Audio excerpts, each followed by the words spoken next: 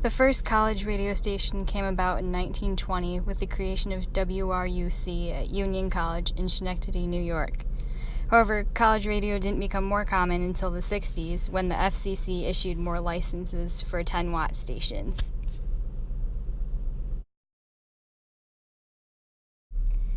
WIDR got its start before the boom of college radio in 1952. WIDR, which stands for Western Interdormitory Radio, first began as an AM station, only available to WMU students. To listen to WIDR, students had to listen through the pipes in the dorms by placing radio antennas on metal fixtures. WIDR became an FM station after filling out paperwork for the FCC in 1975 and holds the same call number today. 42 years later, WIDR still continues their quest for radio evolution. They're going to their 65th year this year and don't show any signs of slowing down anytime soon. I just started volunteering with WIDR a month ago, and in that time have already discovered just how committed these new directors are to spreading college radio around Kalamazoo and beyond. WIDR recently hosted WIDR-rama, a night featuring several local bands and fundraising for the radio station. I intended to support the people I've gotten to know the past month, and it was so evident how invested the directors were in getting out the WIDR name, and the camaraderie between them was just as clear. I recently sat down with the two directors I've gotten to know the most in my time here, Evan Asher, the program director, and Jeff Simmons, the music director, to talk further about their passion for WIDR and alternative music, as well as the future of college radio. I got started in 2015, I think, and I had a roommate that started DJing here. That's why I heard about it from him, and I actually would have gotten involved way earlier, but I didn't know how to find the station.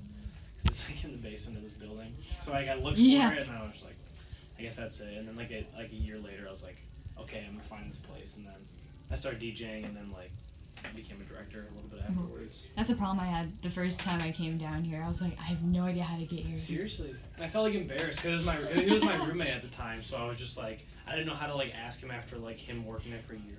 Where is you? I don't even know where this place is at. Right. I got involved with WIDR at the beginning. At the beginning of the fall semester of my 4th year of college. So I had gone to school for 3 years, and one of our fellow WIDR employees came into my classroom and said they were doing an information meeting, and so I was like, well, hot dang, I gotta get involved. So I came down and saw the office and was really enthralled by the culture and wanted to get more involved. After that, I thought they had paying positions, and I was like, wow, money to hang out in an office? I gotta go after that. So I kept volunteering, and the production stuff was good for my major, which was the multimedia arts and technology. Okay.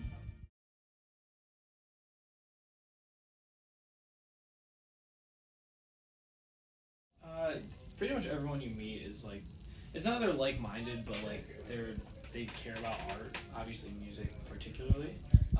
You hear about a new band or a new music video or something every day you come in, which is really nice because with I'm kind of a busy person, so it's hard to do my own research in music. You fall into slumps of just searching the same couple bands on Spotify all the time, yeah. And so you have someone being in person, hey, this is this album's really cool, you should check this out, and then they literally just hand you the CD right there. So it makes it really easy to find a lot more artists and stuff like that, which is good.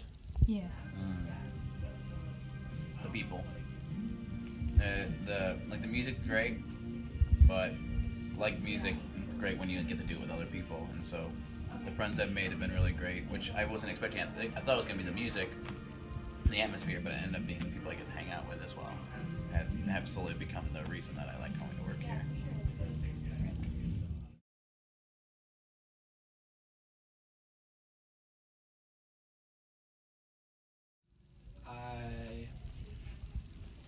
That new King Gizzard record that just came out, they've been my favorite band. At least it's hard to say a band is your favorite band, I normally do it at the moment, but they've been my favorite band for the last couple months. And all their CDs that have come in, I don't think I found out about them through here, but I remember seeing a video of them, and then soon after we got the new record, and so I was oh, I'll listen to the full record, and then I just like fell into them completely.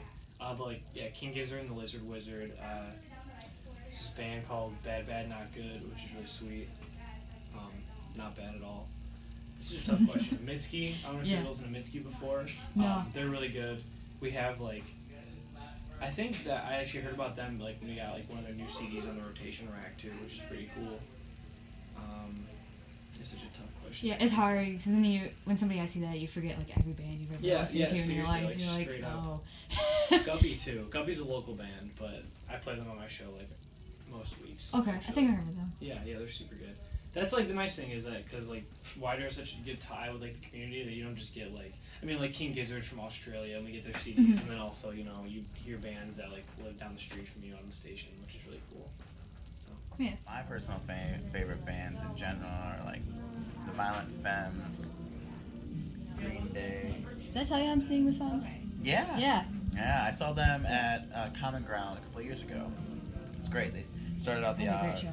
yeah, they play a great show. They still got it. And also like Wu-Tang Clan, a lot of punk and anti-establishment stuff. Rage Against the Machine has always been a favorite of mine. Listen to a lot of System of a Down as a younger man, but not so much now. Yeah, my brother listens to them a lot. Vampire Weekend is as poppy and like non against the grain as they are. I love Vampire Weekend. But yeah, that's my genre.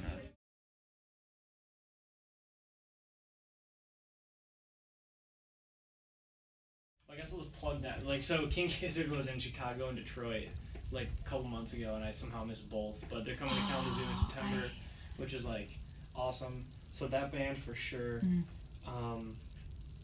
There's got to be some like wild like past concerts that I want to see. I've been listening to a lot of, if you know Ty Segall, poster up there of him.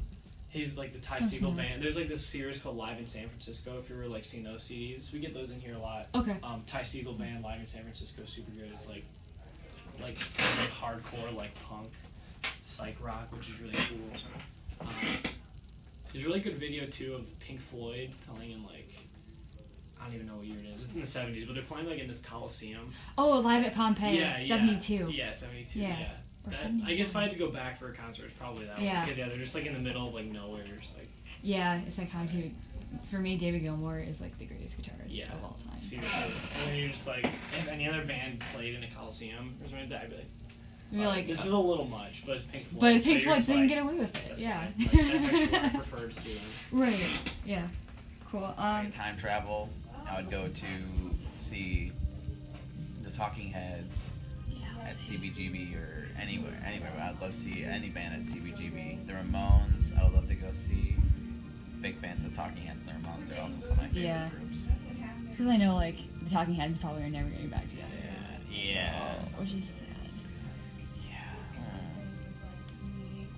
I just love the Talking Heads. I know. Turn off that television. What a great picture. Alright. That's enough of that one. Yeah. Now I'm going to be all sad about Talking Heads.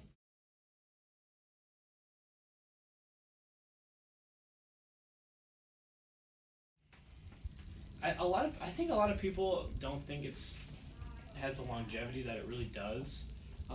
Like streaming and stuff are taking over a lot, as like you probably know everyone has Spotify and stuff like that. But there's like, you know, college radio. The people that are involved with college radio are like maybe the minority, but like they're the people that care about keeping like physical media alive and like care about like, you know, artists actually like being able to like make it. I suppose, you know, it's hard to like put a word to it. I don't know. It's like, yeah, a lot of people think like a majority of people just turn on they listen to the radio when they're in the car and like that's it, and they listen to top 40 and it's like totally fine. But the people that work here are the people that are like, okay, yeah, you can do that, but also like, you know, supporting and like listening to these bands is like, you know, it's like part of like, it's like a characteristic of theirs, it's like part of like their life, which is really nice. I think that ties into like the first question too, is like that's like a really nice thing about being around college radio station is, and yeah, we might be like the minority and like a lot of people might not care about it, but like people that do like, really care about it, I think it'll be fine. It's not as strong as it used to be like in the 90s, but I mean it's not an excuse, you know. I work here, I guess I'm part of the force that's like trying to bring it back. And Yeah. like there's been a big like vinyls coming back, which is really cool. Cassettes are like now old enough to where they kind of are like novelties, so they're starting to Yeah. come back too. I even saw there was a couple bands I listened to. The band The Charlatans. They just came out with a new album, and they released one of the ways they released it was on cassette, Oh, which I really? thought was super cool. It's nice. So that's even coming back. It's really cool, and like bands around here, like touring bands and like local bands around here always have cassettes, which is like, I don't know, I remember the first time when I saw a show and they said they had cassettes, I thought it was like kind of silly. Mhm. Which I guess weird, like it's, you know, like 2000, I think probably 2014 at the time. It was 2014, like there's cassettes being sold, but Mhm. I don't know, it's like nice. Physical media is just like so important. Like you can stream all you want, but it's nice to actually have something there, especially when it's like, you know, vinyls or like there's like I guess people look at like the aesthetic of vinyls. Like it's nice to have like the big artwork, and like a lot of bands put out like color discs now, which is really cool too. Yeah. That helps. And yeah, I don't know. It's weird because there's like it's like a double-edged sword because there's always like, you know, people that want to capitalize off like the trend that is like buying vinyls and stuff, which is kind of frustrating. But like, I'm happy to see people buy vinyls like any day. Doesn't Sure. matter like what their intent is, I suppose. Mhm. So I have high hopes. Like, I don't know, yeah. After working here for like a couple years and like playing in bands and like seeing like the local music scene here and in like other cities, just like I don't think it's gonna go anywhere. Yeah. I think people have probably been saying it's dying for like, you know, years, but like once you're actually in it, you're like, this is, you know, it's alive and kicking still. Mhm. I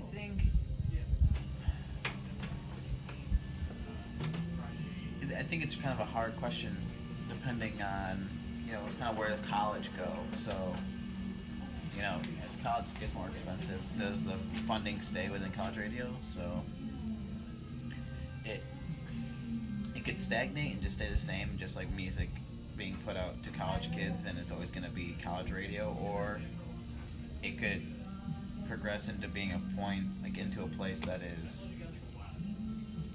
a more legitimate form of music distribution. Not saying college radio isn't a legitimate form of music distribution, but there are things that are just college radio mainstays, and college radio and regular radio is kind of like two separate things. They don't have to be necessarily. They don't have to always intermingle either. But I would like people in college radio to maybe take a less pretentious look at it and just take a holistic like a non-biased look at music. Like the job of a college radio station is just to bring music to the students, not to establish what we think is better music than others. And you know, like it's like being a historian. Yeah. Like what for music, you don't like a historian's job is not to interpret and put his own personal bias on historical things that he's trying to, you know, talk about. It's to, you know, just like talk about the whole truth.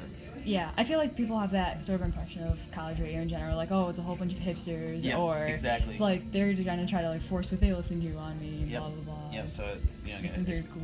it just becomes like a inward club. Mhm. Yeah. So hopefully the future is branching that and just becoming more of like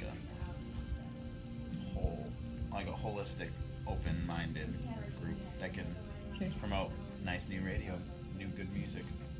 Okay. Well, it looks like college radio is here to stay, with people like this who genuinely care about it. I myself hope to do what I can to keep college radio culture alive and well for years to come.